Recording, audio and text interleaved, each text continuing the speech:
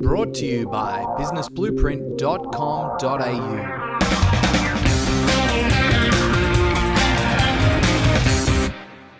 The last thing about laying the foundation is make sure you choose a platform that's going to grow with you over time. My strongest recommendation for this particular site is you build it on an open source system. That way you're not locked into one particular website developer or one particular website company. That way you can, if they stop kind of doing the job that you want, you can just cut the cord and move on to somebody else. And so the three open source systems that I recommend is WordPress, Joomla, and Drupal.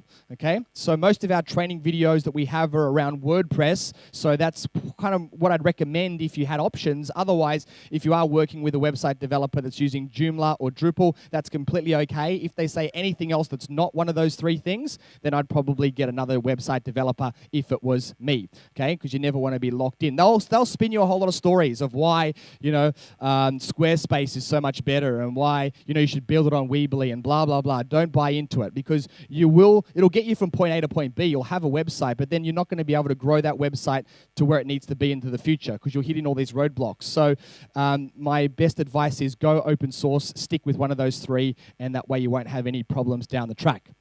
Then you're going to then very quickly want to look at planning the layout. So this is something that you need to do prior to picking up the phone and talking to a website developer.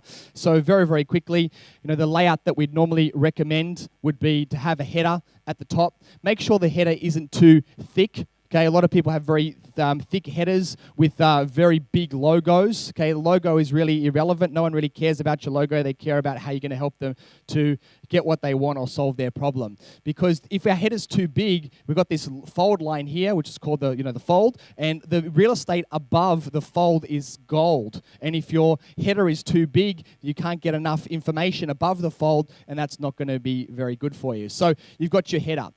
So normally we recommend having a photo within the header.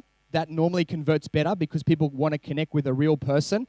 Ideally, I think it should be you, which is why we've done the headshot photos. If not, it should be someone that embodies your ideal client. Then you're going to have some type of tagline there that describes who is your business and what do you do. And then over here, you might either have your logo or a phone number or a fax number or whatever it is. Contact information up there.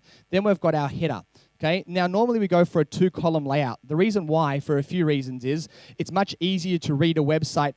Like you look at newspapers, they have columns because they know if you're reading a newspaper right across the width of the page, oftentimes you then can't go back and read the second line.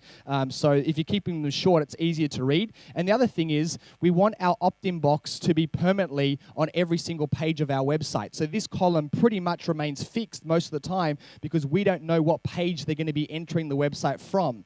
Sometimes they might Google and come to your homepage, but in many cases, if they're Googling something specific, like how to reduce my tax, they might come to your website, which is abcaccounting.com.au/how to reduce my tax. And so they're going into that particular page that's on your blog, and they're not going to see your offer. So your offer needs to be here all the time.